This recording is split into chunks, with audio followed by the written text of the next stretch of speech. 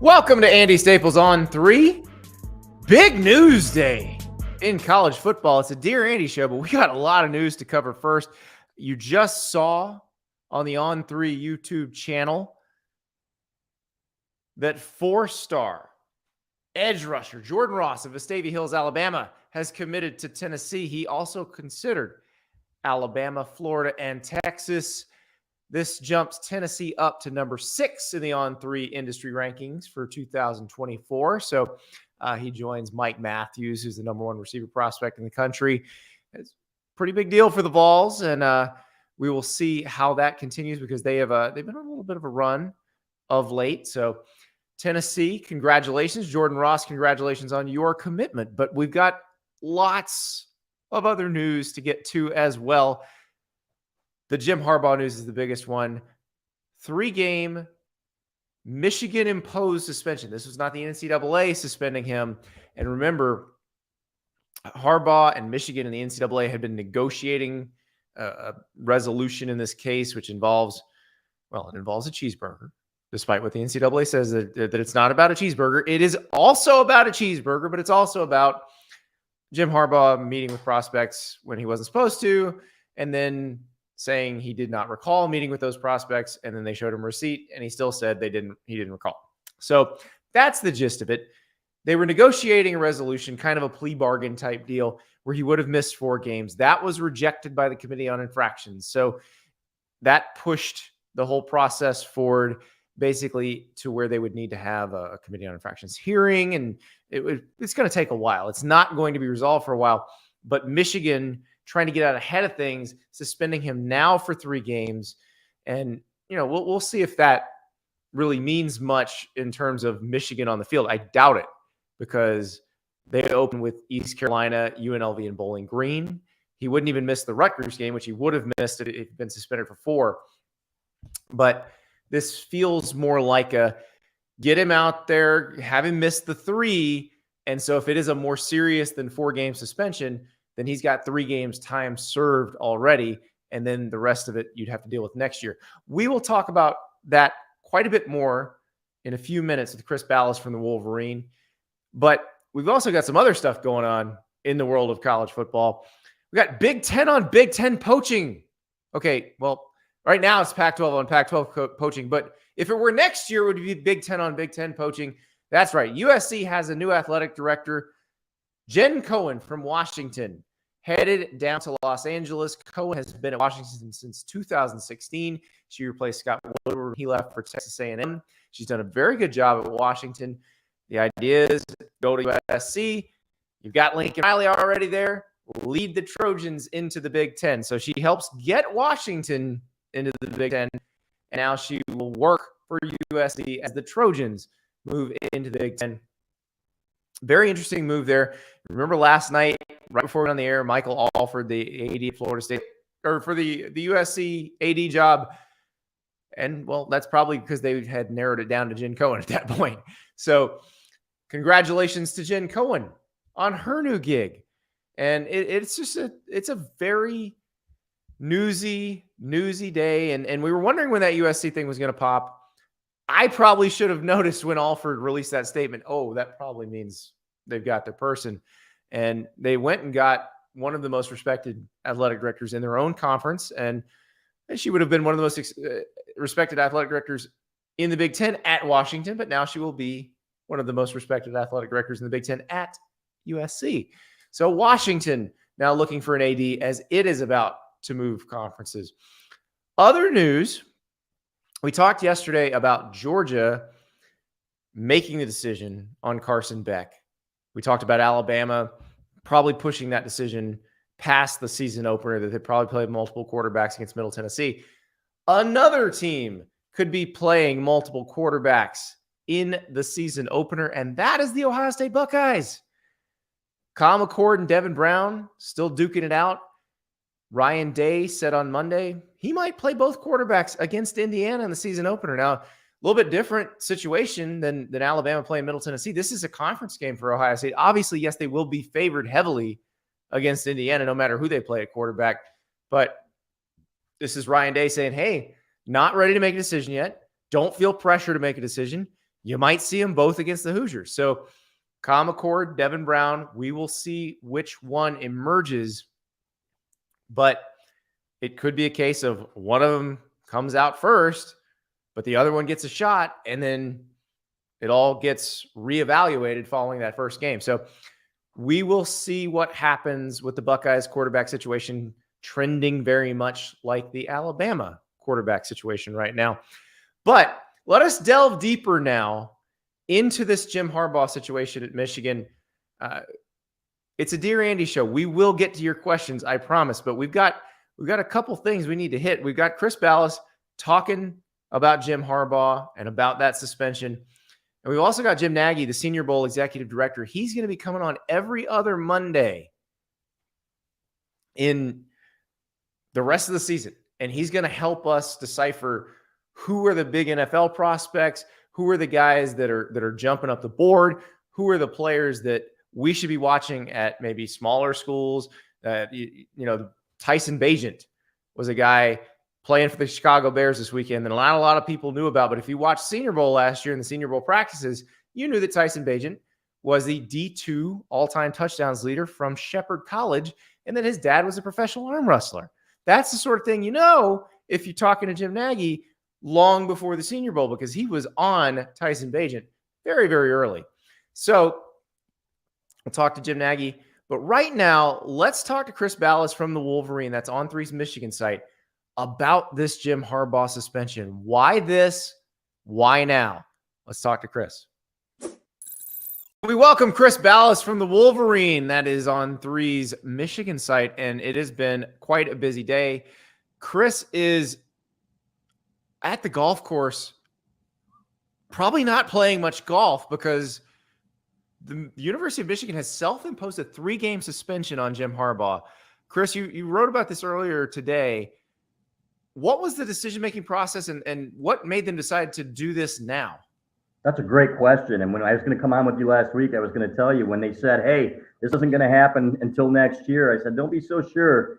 People were still talking, and Michigan is Michigan. You know what? They don't take these things lightly, and sometimes they bend the knee when people don't think they should.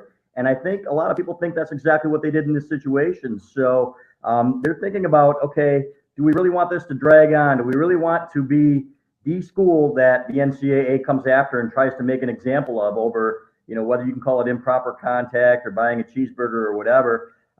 They are already upset, as we can tell. The NCAA released a statement, which is just not in their nature. So I think they wanted to get ahead of it. And as Ward Manuel, the athletic director, said in this statement, he said, you know what? He said, we are working towards a resolution with the NCAA. We're hoping that this will be a step forward in that. But sources close to Michigan said this does not close the book on the Jim Harbaugh NCAA saga. I think that's pretty clear. It does for the Michigan assistant coaches, Sharon Moore and Grant Newsom, who will get a 1-game suspension and then be back on the sidelines for game 2.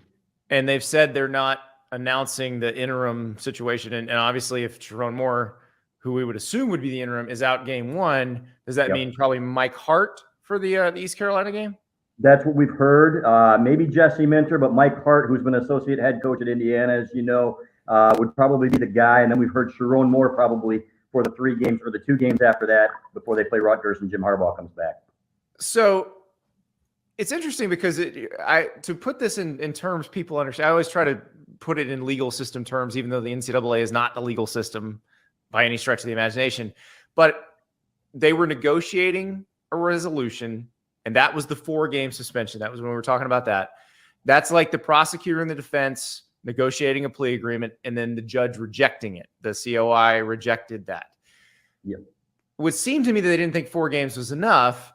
And Chris, the one thing that I keep coming back to is the easiest comparison to this case is Jim Tressel at Ohio State, where he was, because as the NCAA, it's not about a cheeseburger. It isn't. The bylaw they're prosecuting Jim Harbaugh for allegedly violating is misleading information to NCAA investigators, which that's the same thing they got Tressel on.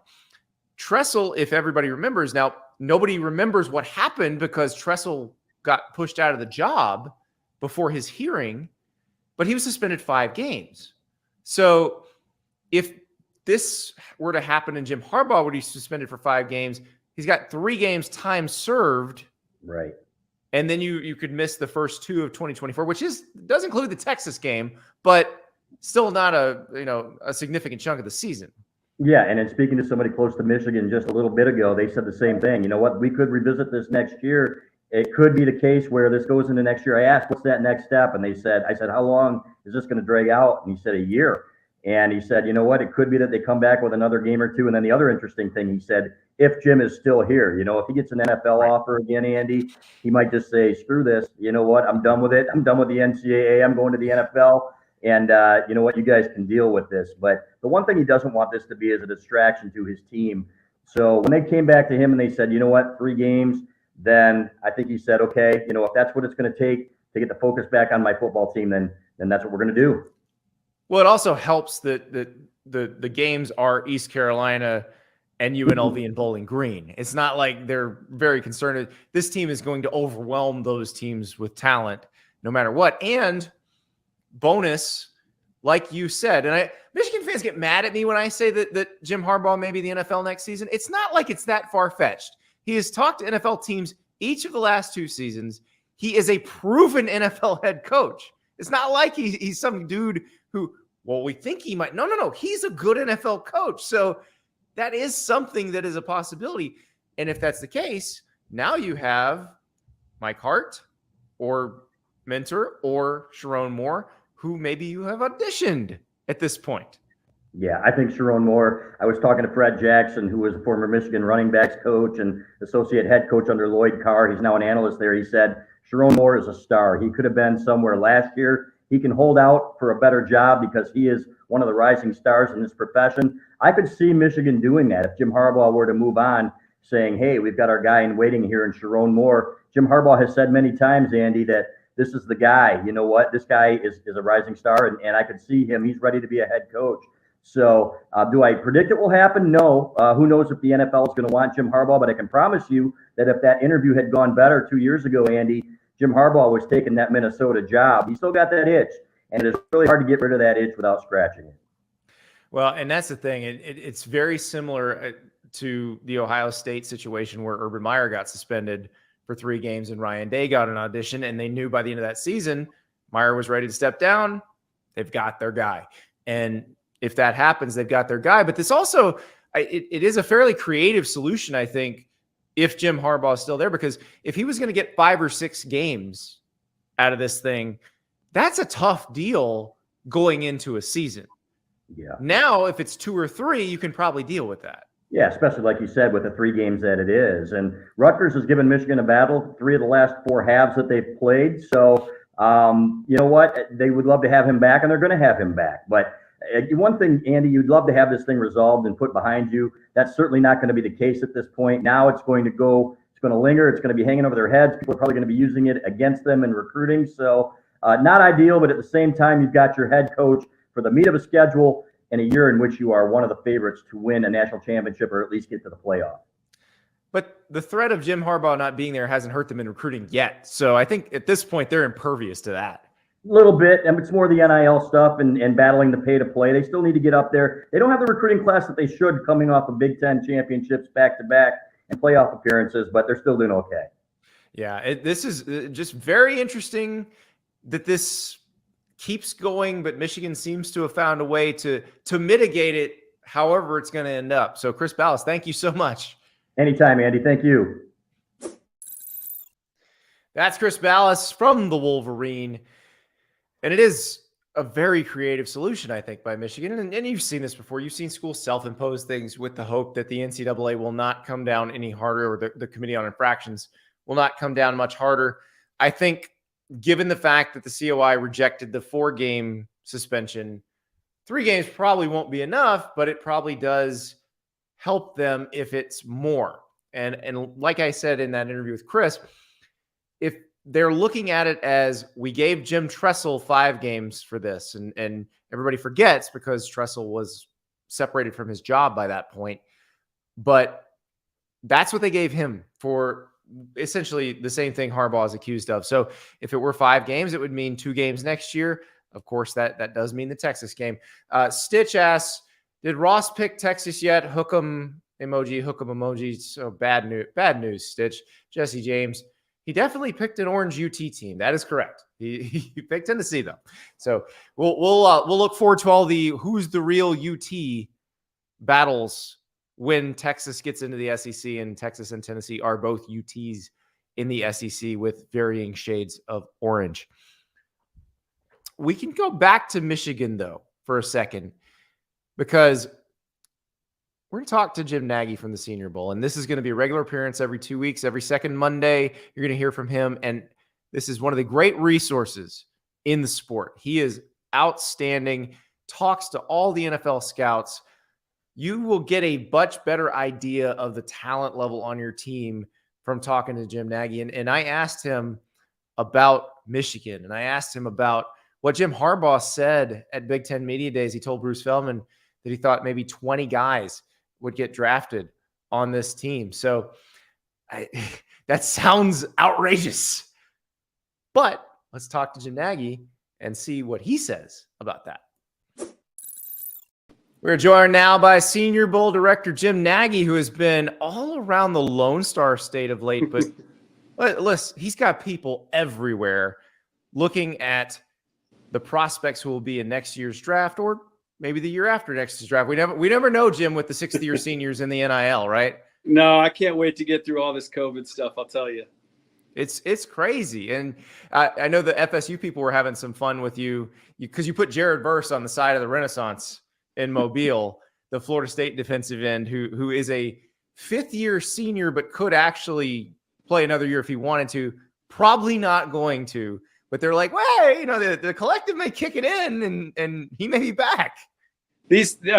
God love the fans. I mean, they think that a guy like Jared Verse is going to come back for a 6th year. Like, come on.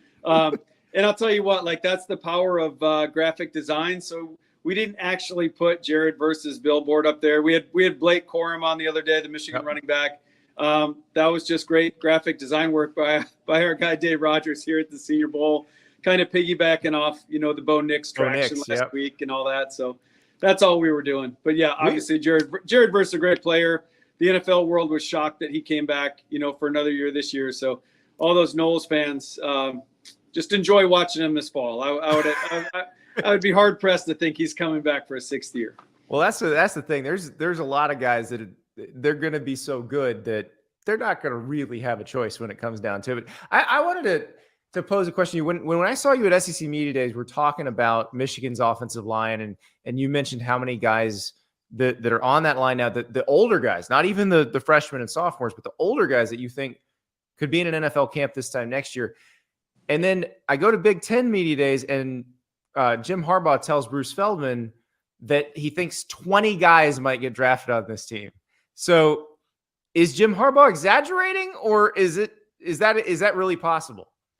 Okay, it sounds like an absurd number, because what's the record? Well, I know forever it was 14, I think. It was 4. I want to say it was 14 for a long time, because that was an Ohio State team back when I was doing the Midwest for the Patriots, and then I think the Joe Burrow team may have matched that or beat that a couple years ago, but 20 would blow it out of the water. It's like breaking the 100-meter dash record by, you know, a second. I don't know how you get like 5 more players drafted than the all-time record, but it's 15 at Georgia this past year. Okay, 15 at so you're getting 5 more than the record. It does sound crazy, but when you look at it, like, we've got 7 offensive linemen with PFA, priority free agent grades or better. Most of those draftable grades. You got 2 running backs. You've got a transfer tight end from Indiana. You've got the quarterback if he comes out as a junior. You've got 2 wideouts, Cornelius Johnson and Roman Wilson. And there's the offense, you know, and then the defense, you've got 2 good edge players. You've got an inside guy. You've got an off the ball linebacker junior. You've got 3 or 4 DBs. So maybe Jim's right. I don't know. We'll see, but a heck of a lot of talent on that football team. And that's the thing. I've kind of adjusted, especially getting to know guys like you more, how I gauge teams, because a lot of it before was kind of talent in and not necessarily development out. But Michigan feels like, even though they don't recruit the same exact level as Ohio State, they've closed that gap by developing their players as well or better than Ohio State, which, by the way, is saying a lot, because Ohio State develops them really well.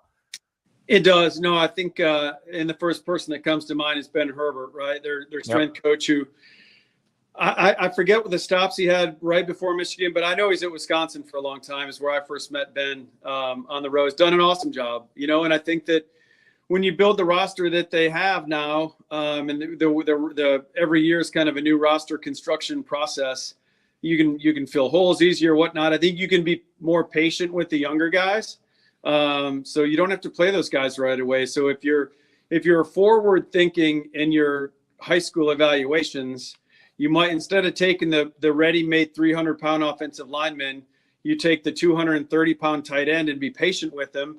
And then when you get in the upper class levels and you need an offensive lineman, well, then go get one in the portal and plug him in, and just be patient. So I feel like the smarter schools are really like going to like at least have part of their signing class as like a developmental group, right? It's almost like a practice squad group. Like, we're not going to expect too much out of this crew, out of this class right away. This is for more 3 or 4 years down the road. So no, they've done a great job of developing their guys, and not just in the weight room, obviously coaching them up too, showing more on the offensive line. I mean, go down the list. They've had a lot of really good position coaches there. So you went through Texas recently and visited several schools. A&M was one, and that's one that everybody saw last year, and a lot of people have kind of written the Aggies off, or they see them ranked in the top 25. How could they be ranked in the preseason top 25? What is it for you when you walk on that practice field and see that roster? Well, I would say the bodies, and thank God the day I was there, they were in their brand new indoor facility, so we weren't outside burning. The next day at Baylor, we were melting out on the field that afternoon. But no, I would say the bodies. They've had a lot of these, upper level recruiting classes. Not that I pay a lot of attention to that, but I do know they had some top 5, top 10 classes back to back, and usually the 5-star guys look the part. They don't always play it, but they usually at least look it, because they're given 5 stars for a reason. They go to these camps and these showcases, and they look great. So it's a good looking football team, right? I mean, there's some seniors, there's some guys that, McKinley Jackson, the defensive tackle, Anaya Smith at wide receiver. I mean, there's, Layden Robinson at guard. There's guys, Cooper at linebacker. There's guys in the senior class, but I really like talking to Jimbo, like he's fired up about some of these young guys too. So they're far off our radar, and we hopefully won't deal with those guys for a few years. But like he pointed out a freshman left tackle from New Jersey, number 71. I don't know the kid's name, but he looks like he could line up in the NFL tomorrow. So yeah, man, that's a good looking football team. And again, I think it all is going to revolve around the quarterback position. I know they've got a few guys there that are kind of jockeying right now, but it's a good looking team, and usually good looking teams play good. So we'll see. Anaya Smith's an interesting one, because he probably could have left after last season, and is obviously a very important player for them. But where does he slot as an NFL prospect? He's he had the injury last year. He's a guy that was firmly on our radar, and then had the injury, and that really forced him to come back. I know he was thinking about maybe coming out regardless, just come out injured and roll the dice, see what happens. But no, he's a smaller guy. When you get up on him, like he's certainly not a big man, but he plays bigger than that. He's got some substance to him on contact, which slot receivers at the next level need to have. I think that's what he projects as. He projects as a slot return guy, gadget guy. I mean, he is good with the ball in his hands. They've used him at running back over his career there. So you're looking at, I think the real kind of easy thing to do right now is label like, he's Deebo Samuel. Like, there's not going to be another Deebo for a while, I wouldn't say. Yeah. But in that vein, like, that's going to be the role. Like, does he play that role as well as Deebo? Not many guys do, but I think that's what everyone's looking for, kind of that hybrid playmaker, wide receiver, running back, returner. And I do think the return stuff will help him. If he can prove that he's a legit punt returner at the next level, that'll help Anias. So you also went to TCU, and we had Sonny Dykes on last week, and I was asking him about Josh Newton, the corner who they got from Louisiana Monroe last year, and who became one of their best players and potential, All-American, all everything this year. And Sonny said that they kind of knew within a few practices what they had in him in terms of his temperament, and obviously they'd seen what they saw on film. But when you watch Josh, what do you see? Really good football player, man. And they said the same thing. They said from day one, he just acted like he was the guy, right? Like there was just something about him coming from La Monroe. Really cool story. I mean, that's his only offer out of high school is Louisiana Monroe. The team in his backyard was his only offer, and he was a wide receiver. So they flipped him early there. They had the foresight. That's the one thing about portal, man.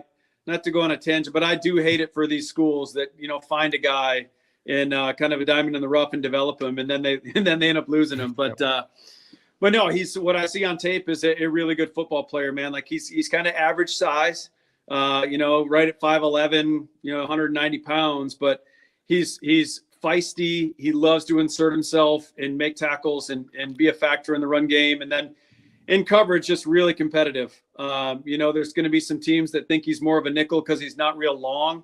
But I think that he plays big enough and he's got enough speed to play out on the outside. I do think he's got that kind of versatility, and then just the makeup of him, the way that people at the school talk about him.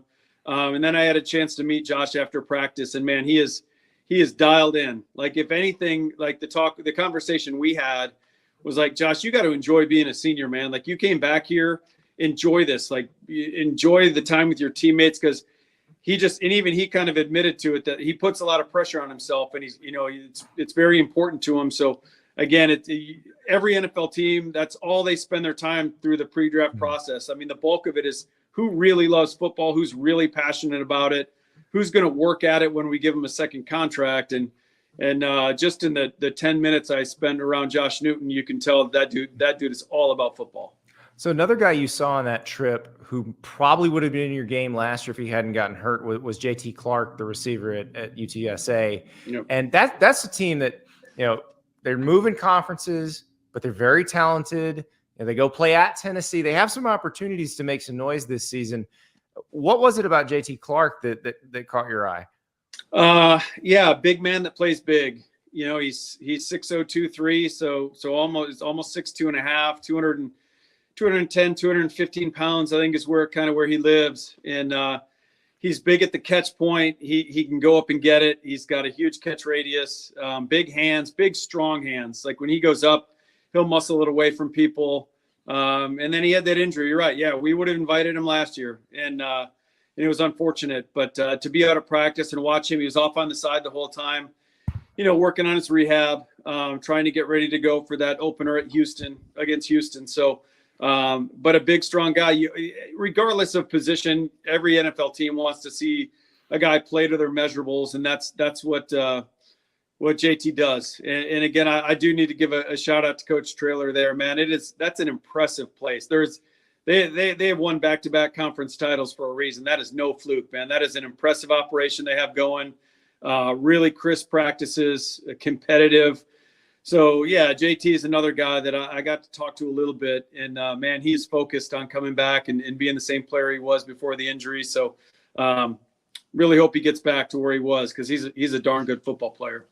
Yeah, they're going to the American Conference, so they go, up a little bit in competition, and it'll be good to see what they can do. And Frank Harris is back.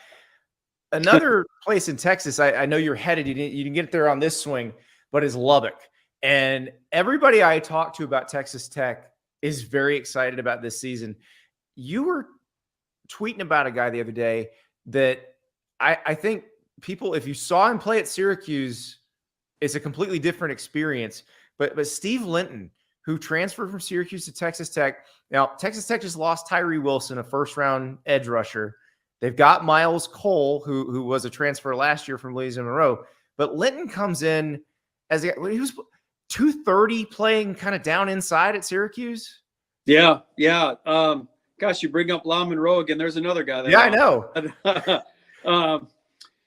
With Linton, I saw those guys at the personnel symposium in Nashville a couple weeks ago, James Blanchard in the personnel staff. And I was like, how'd you guys get this guy? Like, I can't believe not every Power 5 program would have been knocking down his door based off the tape we watched. Because again, like you said, he was 230. He's playing inside, like as a 3 technique, playing over guards, and not just sometimes when those big, undersized, longer guys, kind of athletic guys play inside, they're just out quicking people. Mm-hmm. They're an athletic mismatch for guards on third down. You see some of the pass rush stuff, to me, what stood out about Linton was how he held up at the point of attack. I mean, this guy was taking on double teams. You know, he was stacking bigger men and getting off blocks. I mean, just really had like some functional substance, if you will, functional strength.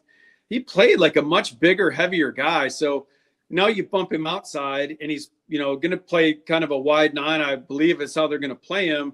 But if you play him over a tight end, he's going to kick the mess out of tight ends. Yeah. Watching what he did against guards. So, and then just let him get wide and use his get off. He's got a tremendous get off. He could be one of the breakout players in all of college football this year. And again, you know, 3 months ago, we didn't know much about him. And they gave us a heads up. I mean, credit to their staff, those guys. I mean, they're really high on this player. And when you put on the tape, you understand why. So week 0 coming up on Saturday. Anybody you're excited about? Notre Dame, USC, San Jose State, Vanderbilt, Hawaii. Anybody who you have kind of circled like, okay, I want to see them in game action. Yeah, all those guys. But we'll stay in the backyard. We are going to roll up to Jacksonville State. Oh, there you go. And see them play UTEP. UTEP's got a quarterback, Gavin Hardison, who we got really excited about. Not this past summer, the summer before. We were watching Jacob Cowing, who's I saw he just got named second team AP All-American today, receiver at Arizona. That's right. He's a transfer from UTEP. So we were watching UTEP tape 2 summers ago and just, you know, going through the cut up and watching him like, man, some of these throws, whoever's making these throws is like making some money throws. And we look on like, who's the quarterback? We're all sitting around as a group, had our scouting assistants in there. And it's this Hardison kid. So he was on our radar firmly last year. Had a little bit of dip in production. I think a lot of that was due to losing a guy like Jacob Cowing. They lost some skill guys. But, man, when you watch this guy throw it, I mean, he's got velocity. He's got touch. He's got movement. And so there's a lot to him. And I thought he was going to be like an under-the-radar guy for us. And then I've heard, you know, some of the NFL combine services have draftable grades on him too. So that kind of shot the sleeper thing out of the water for us. But that's the closest he'll get to Mobile. So we're going to get up there week 0 and check out Gavin and the UTEP guys. The Miners versus the Gamecocks. I love it. Very nice. And yeah, the under the radar thing, I'm sure you'll get them though. Cause like the world is discovering Tyson Bagent now, but you guys were on him forever ago, you know, long before he played in your game. You were scouting Shepherd College tape. Yeah, so you know, Tyson was one of those on draft day last April. Was a bummer for us, man. We got I got close with Tyson, all-time touchdowns thrower in Division II history, right? And you know, there was enough love around the league. Like that was the thing. And we're only trying to bring guys to Mobile that the league wants to see.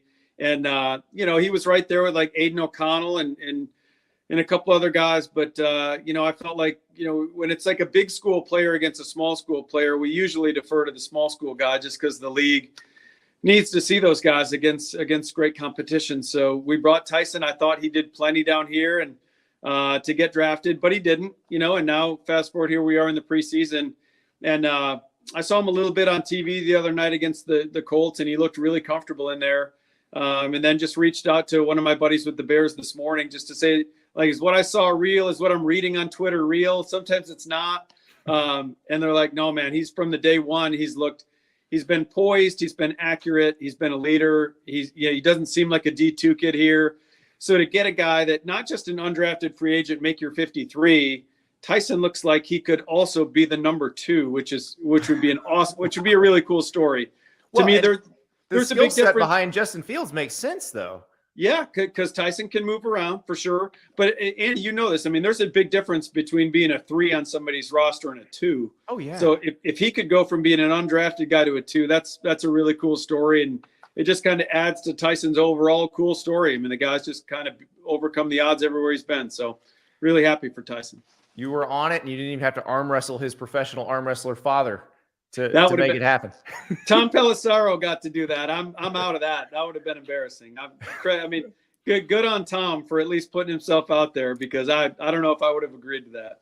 So, Jim, we'll let the folks know now. You're going to be on with us every couple weeks during the season. I can't wait. This is so exciting for me, because I love when you're enlightening us about the guys that the NFL wants and the ones that we need to be watching who are making big impacts, maybe that the TV broadcast isn't showing us. And so we're going to make some very informed fans this year. So thank you so much for that.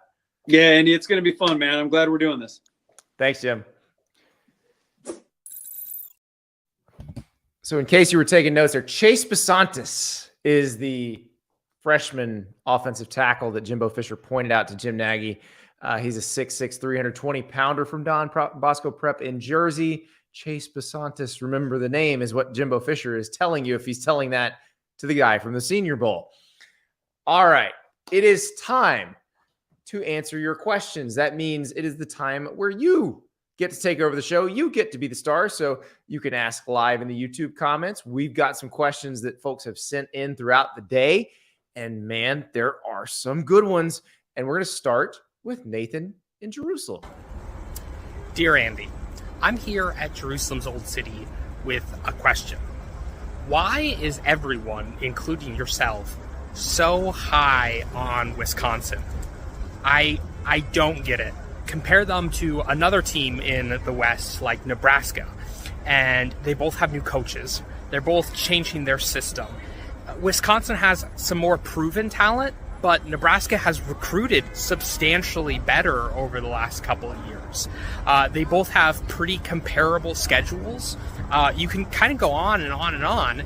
Both of them have new coaches that are quite well respected. But at the end of the day, Wisconsin is predicted to win the West, and Nebraska is predicted to go 5th. I'm not saying that Wisconsin is going to stink this year, but I don't understand the hype. You know, isn't it much more likely that they'll end up 6-6, somewhere in that ballpark? What's your thoughts? Explain this to me. All right, Nathan. I actually think Greg McElroy explained this very well the other day when he was talking about why he's so excited to see Wisconsin this year. I had not thought about this comparison, but it's exactly right. So Greg compared Wisconsin this year to how he felt about TCU last year. And this is not revisionist history. You can go back. Greg's on record before last season started as being very excited about Sonny Dykes at TCU. He didn't predict that they'd make the national title game, but he did predict that they'd be considerably better than everybody else. All the rest of us were sleeping on him. He was not. And this is why he predicted that. You had a very good coach, very good program, someone who recruited to a specific identity and was great at that. Maybe the message got a little stale. Maybe things weren't working the way they used to. So in comes another coach who is very well suited to coach at this program. And then all of a sudden it takes off.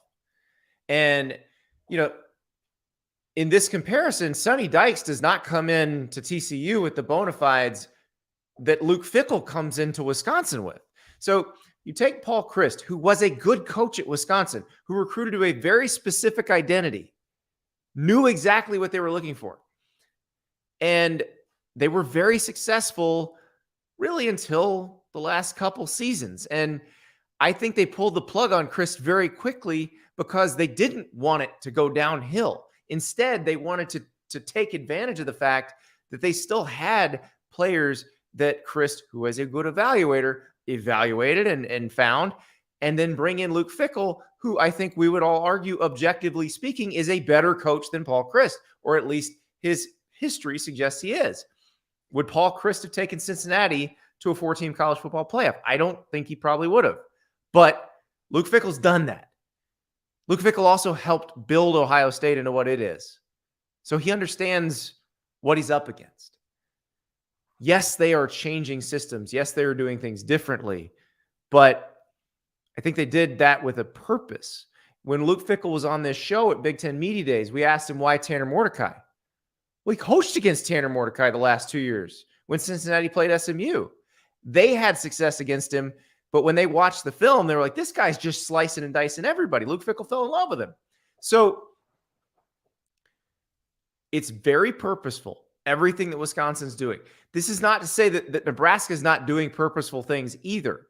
It's not one against the other. I think Matt Rule is going to improve Nebraska, but I think if you would like to make the argument that Nathan's making about Nebraska versus Wisconsin, I would argue that Paul Chryst did a much better job at Wisconsin than Scott Frost did at Nebraska in terms of recruiting and a coherent philosophy and a team identity. So I think we're talking about two different situations. I think Matt Rule inherited a tougher job. Luke Fickell inherited a program that's a lot further along. And the reason he inherited it when he did is because Chris McIntosh, the AD at Wisconsin, said, you know what? We're not going to let this slide further. We're going to take care of it right now. And so there's a very good reason Wisconsin is expected to win the West. I think if you gave Luke Fickell truth serum, he would be very disappointed if they don't win the West this year. They should win the West. You want a game to point to. Let's look at week 2. They're going to Pullman. Last year when Washington State came to Madison and beat Wisconsin 17-14, that was a big uh-oh moment. That was like, ooh, something may be off here. And then they lose to Ohio State, which wasn't a surprise, but the way they lost to Ohio State was embarrassing. And then you had Brett Bielema coming in and out Wisconsin with Illinois. And that was the sign that things had to change. But I'm telling you, when you take a very good program, and Wisconsin has been a very good program that has not really fallen off. They've slid a little bit, but have not fallen off. And then you fire the coach who's pretty good and replace him with somebody who's better. That's why everybody thinks they're going to be good this year. And I agree. I think Wisconsin is going to be very good. I think they should win the Big Ten West in the final year of the Big Ten West. And then we'll see what Luke Fickell can do, because they seem to have a good NIL situation going there. The collective seems to be working, and everybody seems to be pulling in the same direction. Can they get the kind of players you're going to need to get to overcome Ohio State, Michigan, Penn State, USC, Oregon? I don't know. Can they do that, recruit those players, develop those players to the point where they can be the second best team, the third best team, the fourth best team in the Big Ten and make the playoff? Yeah, they can do that. They can absolutely do that. You heard Dan Katz, Big Cat from Pardon My Take, who's a proud Wisconsin grad. He saw what they did, and it was the way he put it was really interesting. And I think there's probably a lot of Wisconsin fans who feel this way, is the floor was really high for Wisconsin, but the ceiling wasn't much different in a year. Now the ceiling is potentially higher. The floor should stay where it is. So I'm excited to see them play. I really am. I think just the fact that they went and got Luke Fickell, who is not the type of guy who is going to jump at just any job, I think tells you there's potentially something special brewing there. We'll find out, though. All right, let's head to the Rent-Free podcast with our next question. Hey, Andy. After a year and multiple months, and especially the last few weeks of talk about high-end Power 5 brands and conference realignment, I guess outside of Colorado, do you find it ironic that week 0 is here and the primetime game is UMass at New Mexico State? I can't be the only one that's fired up for this. Give us one thing to look forward to for each of the 7 games involving an FBS team in week 0. Also, Jim Mora era is back, baby. Go Huskies. Pack the rent. Heck yeah, the Jim Mora era is back. The Huskies made a bowl game last year, for goodness sakes. One of 2 teams we'll be discussing in the next few minutes that when they made a bowl game, you're like, wow, whoa, that is a hell of a coaching job. We're going to be talking about another one of those very soon. But let's talk about these week 0 games. I know you may look at it and say, well, other than USC and Notre Dame, I'm not seeing a lot of big brands there. But I'm going to do you one better than one thing to be excited about in each game. I'm going to give you one thing for each team to be excited about in each game. So let's bring up that week 0 slate, and we can hit all of the games because, listen, it's football. It's on your TV. Some of it's from Ireland. We'll see if the credit card machines break and they have to give away beer again like they did with Nebraska Northwestern last year. But we'll start with Notre Dame Navy in Ireland.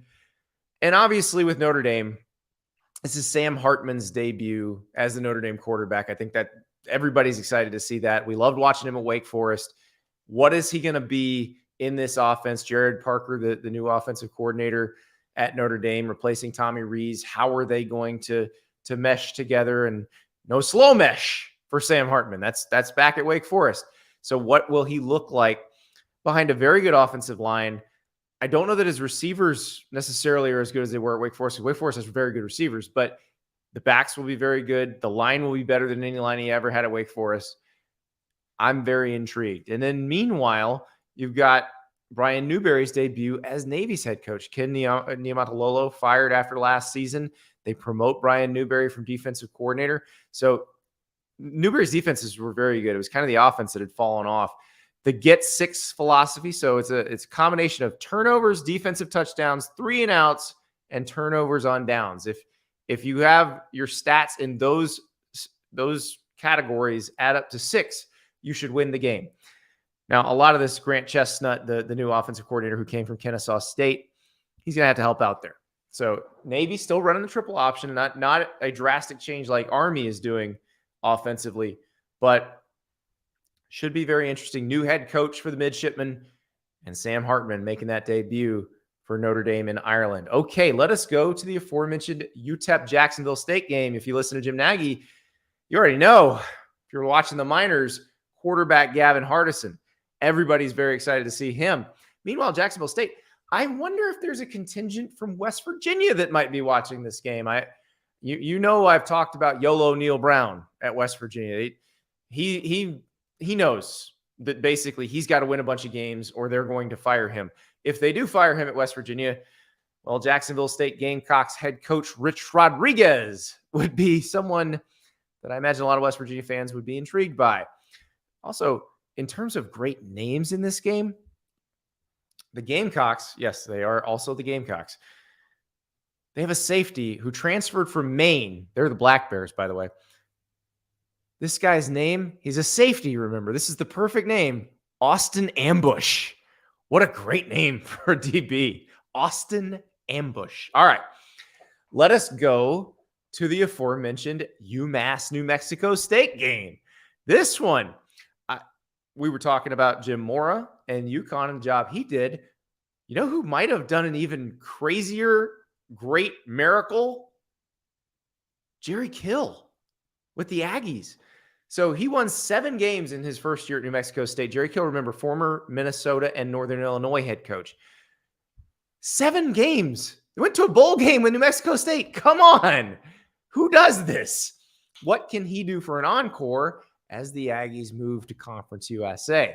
Now, Don Brown, former Michigan defensive coordinator, former Boston College defensive coordinator, did not work a miracle in his first season in Amherst. The Minutemen were not very good, but they will try to reverse their fortunes, led by, and this is somebody that Don Brown just announced as the starting QB, former Clemson and Georgia Tech QB Tyson Pumachan.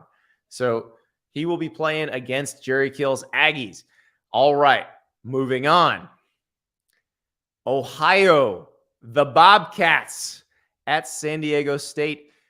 Ohio's won 7 of its last 8. Last season did not start great, and then they got on a roll. The 7 of 8, the only one they lost was the MAC championship game. Curtis Rourke is back, baby. We saw his brother Nathan, our other favorite Canadian MACtion quarterback. You know, he plays for the Jacksonville Jaguars now. We watched him with like 5 Dallas Cowboys hanging on him, throwing a touchdown pass in a preseason game. Well, Curtis, who was playing for the Bobcats last year, he's back. He's got some unfinished business. He had a torn ACL late last season, but Pete Thamel from ESPN reported on Monday that he is going to play against the Aztecs. Meanwhile, the San Diego State quarterback situation, much more settled right now. Jalen Maiden is the starting QB, but remember, he started his career as a quarterback, I believe at Mississippi State, then transferred. He started last season at San Diego State as a DB, but and was down on the depth chart at DB, but they had injuries at quarterback. The lefty had to come back to quarterback and wound up being the guy for the rest of the season. And now he is the starter going in. All right, back to games involving Power 5 teams. Hawaii at Vanderbilt. Vandy lost their leading rusher, Ray Davis, to Kentucky. That was in our Whose Team Is It Anyway game with Dan Rubenstein last week. But possibly Patrick Smith will be able to carry the load for the Commodores. Patrick Smith, better known by his nickname Cheeks. So Cheeks will try to prove against Hawaii that he's not booty. Meanwhile, for Hawaii, Tylan Hines averaged 7.6 yards a carry for the Rainbow Warriors. Now, Timmy Chang, all-time great Hawaii quarterback, he's the coach there now. He has now gone full run and shoot. Tylan Hines will be running the ball. He will be catching the ball. And who knows, he could be gaining a lot of yards. But Vandy's going to be heavily favored. This is a Vandy team that won 5 games last year, beat Kentucky and Florida late in the season. Clark Lee's squad looks very intriguing right now. San Jose State at USC. Obviously, Caleb Williams. Who doesn't want to see Caleb Williams? Returning Heisman Trophy winner. Feels like the best shot to be a repeat winner. The only repeat winner other than Archie Griffin. Feels like it. He can pull it off because he's very special. He's probably the number 1 pick in the next draft. Love watching him play. Love watching him work magic. I also want to see USC's defense. Now, obviously, they should be okay against San Jose State, but against Tulane, against Utah at the end of last season, they were not tackling anybody. How much have they improved? They've obviously hit the transfer portal hard. I keep mentioning Bear Alexander and Anthony Lucas. Bear Alexander for Georgia, Anthony Lucas from Texas A&M. Those are big defensive linemen they took out of the portal. They definitely changed the body types up front on defense through the portal. And I want to see that. But San Jose State, Chevin Cordero, the Caleb Williams of the Mountain West, the Hawaii transfer, had a great year last year at San Jose State. He's the guy who could maybe challenge that USC defense a little bit. If they're not better, he can make some stuff happen. If they are better, then they should be able to keep them under control. Now we go to a conference game in week 0, Florida International and Louisiana Tech. For Louisiana Tech, kick returner Smoke Harris averaged 27 yards per kickoff return, and he's nicknamed Smoke. Meanwhile, Cyrus Allen averaged 22 yards a catch, so it could be some explosive plays. FIU really hoping we get to see freshman tight end Rowdy Beers because he's named Rowdy Beers. He's a tight end from Colorado. Don't know what we're going to see out of him. He is a true freshman after all. But we would and probably will see Eric Rivers playing receiver for the Panthers. Now, Rivers is an interesting story because he was at Memphis. He transferred to FIU. He was a DB at Memphis, and Mike McIntyre, who's now the head coach at FIU, coached him at Memphis. And when he got him at FIU, he said, okay, you were a receiver when you got to Memphis, then you moved to DB. Let's move you back to receiver. And it looks like he could be their top target. So that one will be a very interesting game. And again, you could see a lot of explosive plays. I'm just so excited because we're going to watch some football. You guys may not be as excited as me about these games, but I cannot believe it's finally here. I've just, I don't know. Every offseason feels longer than the last, even though, as you know, we got the playoff now. It should be a little bit compressed and the transfer stuff, but this one felt especially long. So I cannot wait for these games, and just talking about what we might see in these games makes it even more exciting. And yes, I still really, really want to see Rowdy Beers. So our next question comes from Craig. You have referenced Greg Sankey, the SEC commissioner, reading The Club, which is a great book, if you haven't read it, about the formation of the Premier League. And I don't really like soccer very much.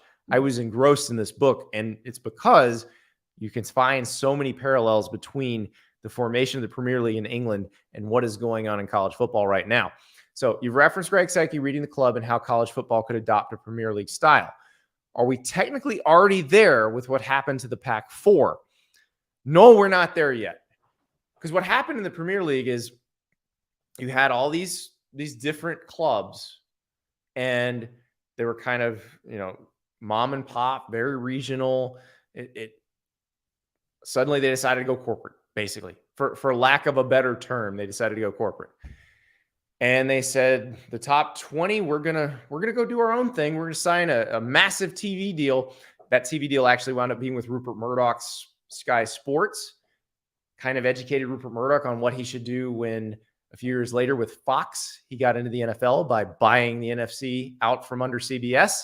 So it's fascinating how it all went down.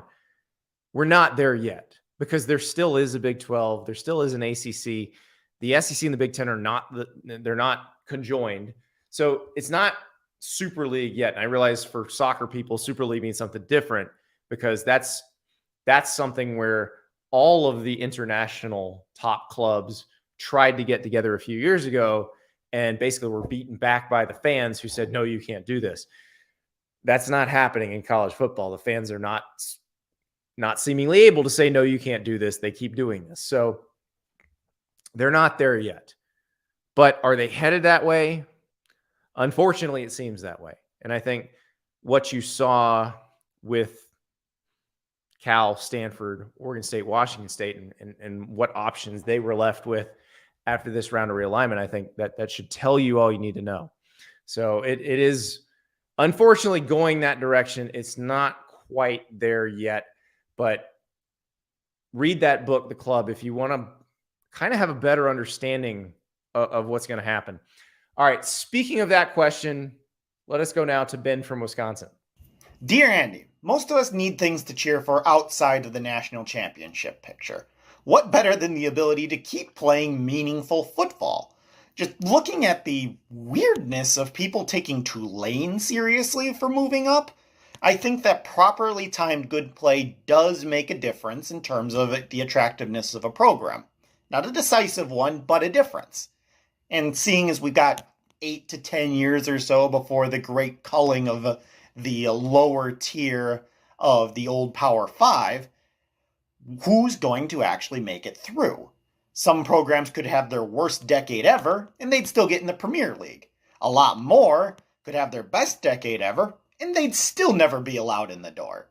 Where do you think the dividing lines are for the top and bottom of programs that have the ambition to get in?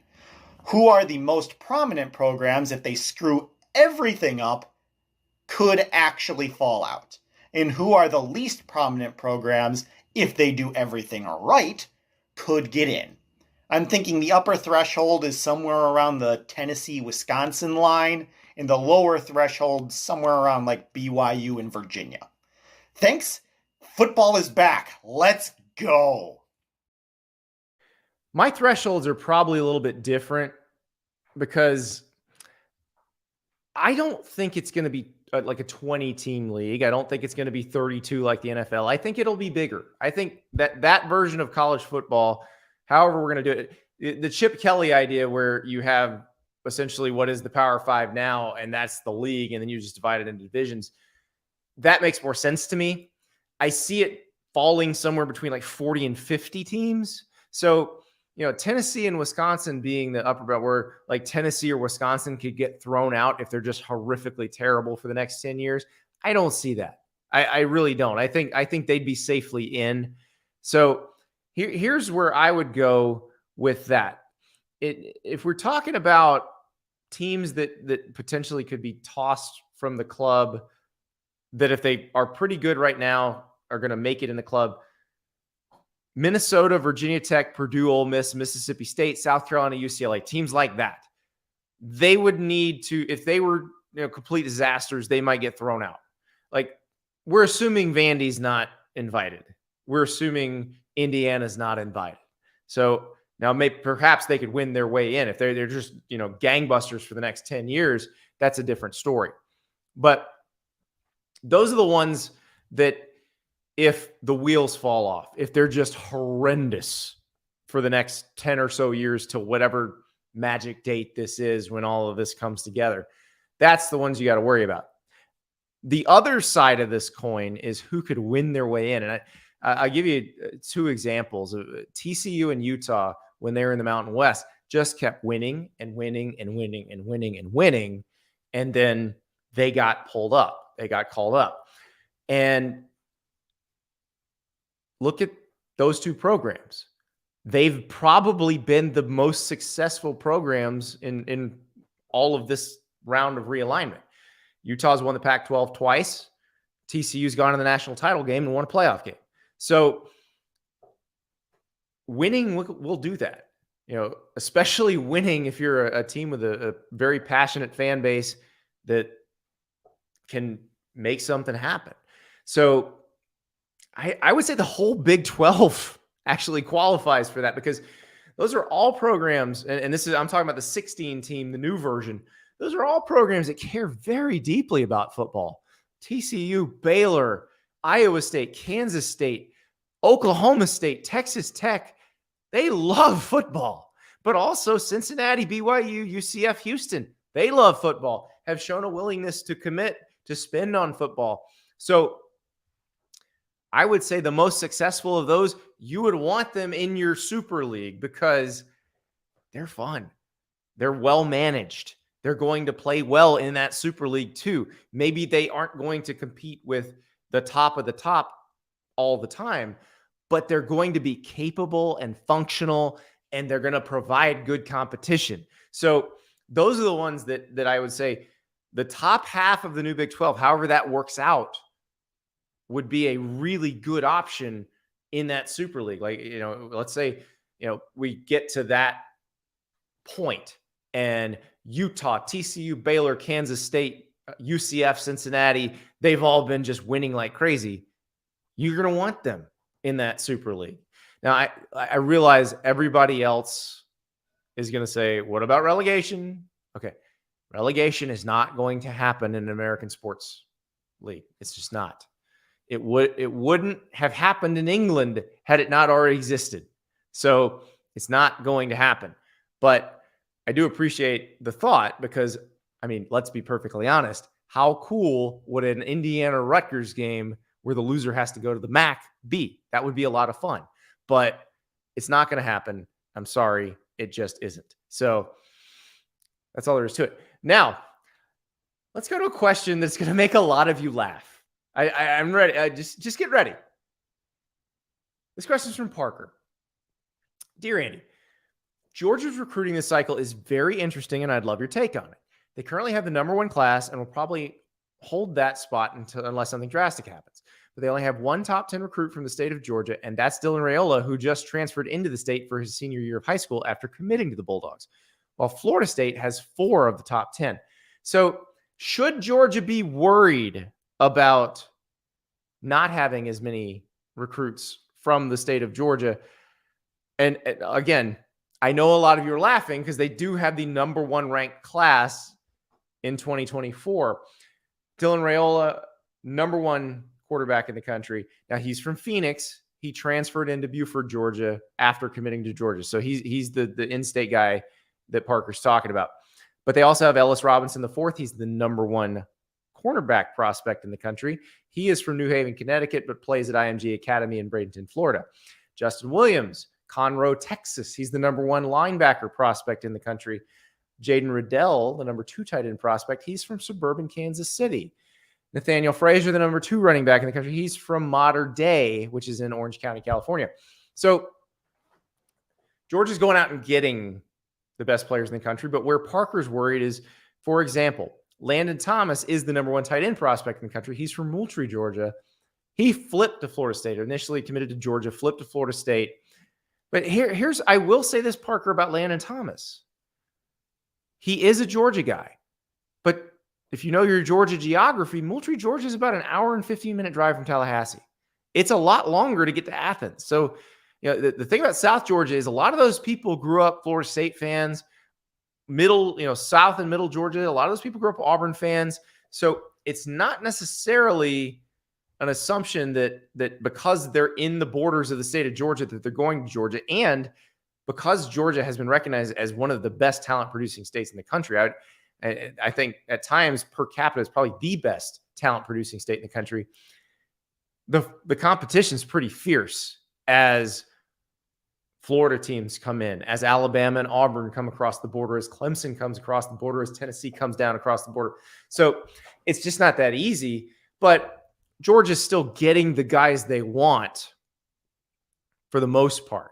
Now, KJ Bolden was another one. He's from Buford, which is where Dylan, sorry, I called him by his dad's name, where Dylan Raiola is playing. He decided to commit to Florida State, but he was also looking at Auburn. And so, it's not going to be everybody, because they're in the state of Georgia, wants to go to Georgia. But the thing is, most everybody in the country, if they get a Georgia offer, is going to consider it. These guys considered their Georgia offers. And then these other guys from other places took it, because how can you not look at what Georgia's done in terms of draft picks and not want to go there? So I don't think you should worry about competitively how it's going to affect Georgia through the years. I think there will be other years where there are more players from Georgia. There will still be guys who grew up wanting to be Bulldogs who are going to go to Georgia, who are in-state guys. But there will be fierce competition, and that's to be expected. As long as you're getting a bunch of number one guys at their position, I don't think you got to worry about it. That's just how things go right now. We were talking to Greg McElroy the other day. He thinks Texas has probably gotten better because it's gotten away from recruiting just Texas guys. That it actually helps them find guys who are maybe not as close to their ceiling and can be developed. So it's not the be-all, end-all to have guys from your state. It's the be-all, end-all to have the best guys. And so far, Kirby Smart's proven he's pretty good at finding the best guys. So wouldn't worry too much about that, Parker, right now. Let us go to our extra point, and it's from our friend Matt, who you see him in the comments quite a bit. Dear Andy, imagine fast food chains are like college football. How would they use menu item realignment to create better versions of themselves? For example, Chick-fil-A brings in Bojangles biscuits to replace their awful biscuits and owns breakfast, or Wendy's takes McDonald's fries. So, Matt, you're onto something here. I'd say it's more like the transfer portal, the menu item transfer portal. But however we want to describe it, this is brilliant. So we'll start with your first suggestion that Chick-fil-A, which has delightful chicken in its chicken biscuits, but the biscuits are awful. They really are terrible, which is strange because Chick-fil-A is usually pretty good at almost everything, but their biscuits are garbage. You're almost there with the Bojangles suggestion. Almost. If you wanted to truly create the greatest breakfast item in fast food history, you would take the Chick-fil-A chicken. You would put it inside a Hardee's biscuit. A Hardee's biscuit with Chick-fil-A chicken inside it. I would eat 100 of those. I know what you're saying. Andy, you said you'd eat 100 Chick-fil-A nuggets that one time, and you almost died after eating 61. I would attempt to eat 100 of these, and I would love it. I don't care how full I got. Hardee's biscuit, Chick-fil-A chicken, you can't beat that. Now, the next suggestion that Matt, Wendy's getting McDonald's fries. You're sending McDonald's fries to the wrong place, Matt, if you want to create complete fast food domination. What is the place that we always say, if they ever decided to serve fries that didn't suck, could be the greatest place in the world? Now, they're not in all of the country. They started on the West Coast. They've moved east slowly. They're in Texas now. But synonymous with California, In-N-Out Burger. Give McDonald's fries to In-N-Out Burger. If McDonald's fries entered the transfer portal and then signed with In-N-Out Burger, it would be the greatest restaurant of all time. I cannot understand why In-N-Out Burger continues to serve the worst French fries in the world when they could just make good fries and be the best fast food restaurant on earth. I don't understand why they do that. But if someone could convince McDonald's, like In-N-Out, tamper with McDonald's fries, find their trainer from high school and have him text them and say, hey, listen, I know you're under scholarship with McDonald's, but come to In-N-Out Burger. That is the match made in heaven. That's the dream. An In-N-Out Burger with actual good fries on the side. It would be unbeatable. It'd be like USC with a good defense. That's the show for tonight. Appreciate it, guys. Love your questions. Thank you so much for all of those thoughtful questions. Tomorrow, ACC preview. Roddy Jones from ESPN joins us, and also we had a visit from the new Wake Forest starting quarterback, Mitch Griffiths. We talked Sopranos with him. Thank you so much, and we'll talk to you tomorrow.